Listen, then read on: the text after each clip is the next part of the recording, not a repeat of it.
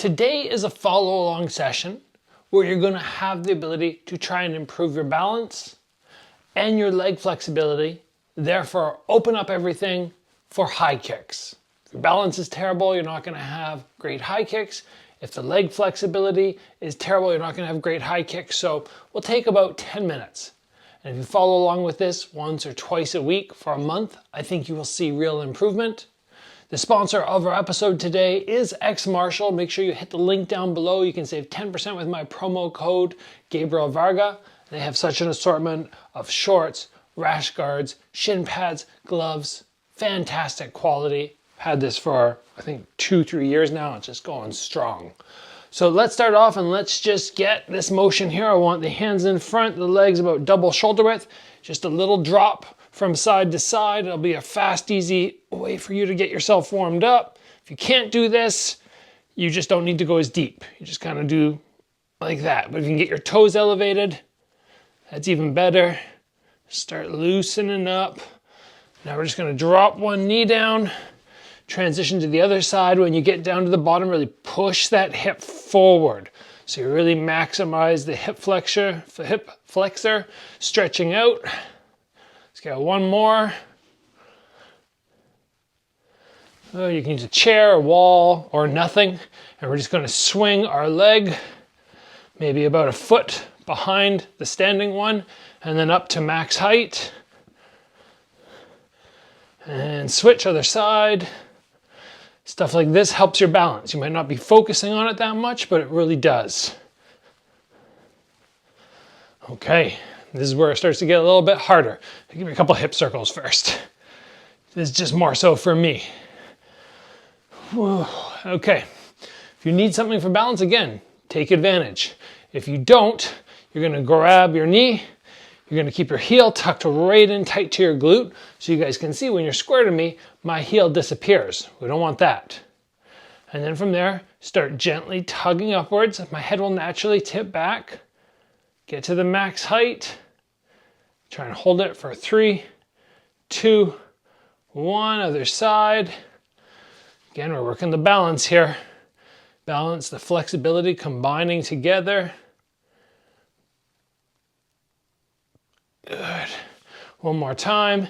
We're just going to do this in 5 seconds. Get it up, get it down. And go. 5, 4, 3, 2, 1. Other side. 5, 4, 3, 2, 1.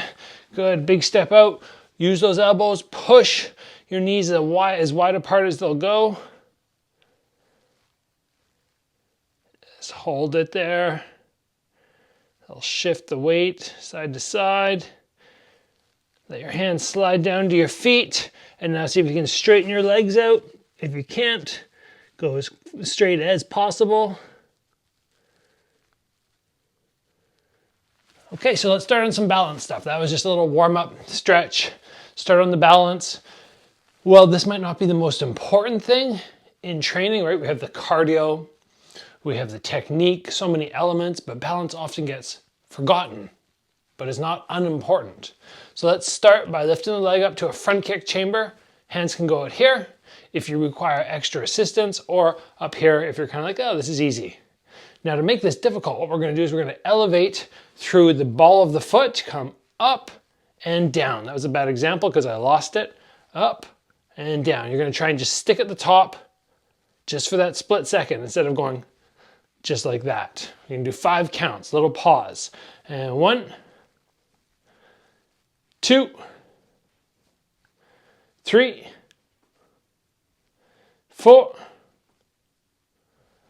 5. Switch legs. And 1, 2, 3, 4, 5. Good. Okay. We're going to go straight leg on the end of a round kick extension, and a hold for 10 seconds. Let's go for hip level or below, but max hip level to start. And out. You're going to feel that hip working to hold there. That's fine. and in. Let's go other side and out.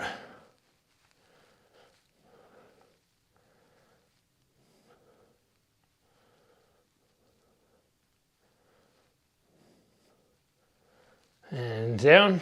Okay, another little balance drill. 1 foot behind the other, directly behind, toes to heel.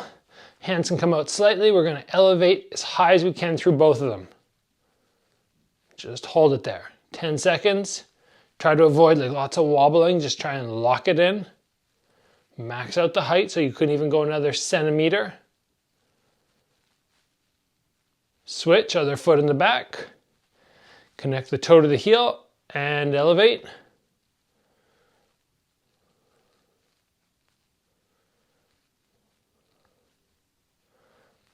And down.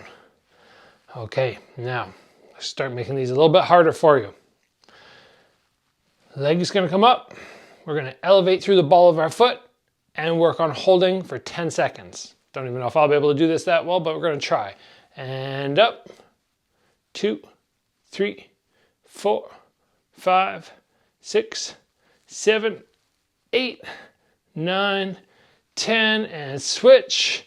Leg comes up and elevate. 1, 2, 3, 4, 5, 6, 7, 8, 9, 10. Good. All right, let's start getting some of these kicks going here. How do we start incorporating that ability to lift the leg up high? Well, number one, we already practiced this motion. We're going to get that motion down, but we're not going to go to the side. We're going to go in front. So I have to pivot my foot, bring my leg up. I'm going to hold it for a split second and drop. It's all about the pivot. I pivot and I drop. Ready? 5 times. 1, 2. Should get a stretch in there as well. 3, 4. Make sure your upper body rotates so your chest ends up facing towards the side. 5. Let's go stance switch. Other side. 1, 2, 3, 4, 5. All right. Now from here, most people are going to want a wall or a chair, something to increase the balance. We're going to go low, middle, high, and we're going to do that cycling through for 15 kicks in a row. Yes, this is kind of karate style, but I'll tell you what, if you can do that, bouncing around and just putting your foot up to head level becomes so easy. Full reach chamber and full extension. 15 counts, low, middle, high, and 1, 2, 3, 4, 5, 6, 7, 8, 9, 10. 1, 2, 3, 4, 5. You're always going to feel one leg is superior to the other. So whichever one's weaker, make sure you still drill it. Other side, and 1, 2, 3, 4, 5, 6, 7, 8, 9, 10. 1, 2, 3, 4, 5. Shake. I haven't been working these as much, so even I feel that. Whew. Okay, back to a little balance one for a moment. We're going to get a good stretch on our leg as well through the hamstring. A lot of times people struggle on high kicks. They feel like, oh, my hamstrings get really tight. Doesn't really happen to me, but let's try this. As our heel lifts up, our head tips forward. The two of these are connected together. I can't do this without that lifting, or vice versa. I'm going to go as far as I can and hopefully connect my fingertips to the floor. This leg is slightly bent, working my balance, but you're also going to get a massive stretch through your hamstring. 3 counts. 1, heel comes up, and back down. 2,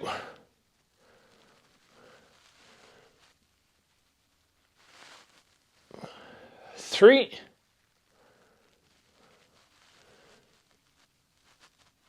and other side. 1,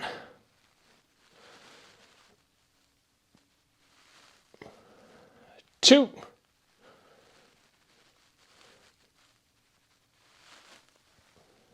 3,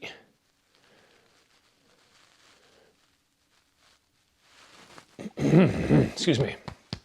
I like drills like this because you're getting your balance, you're getting your flexibility incorporated into one.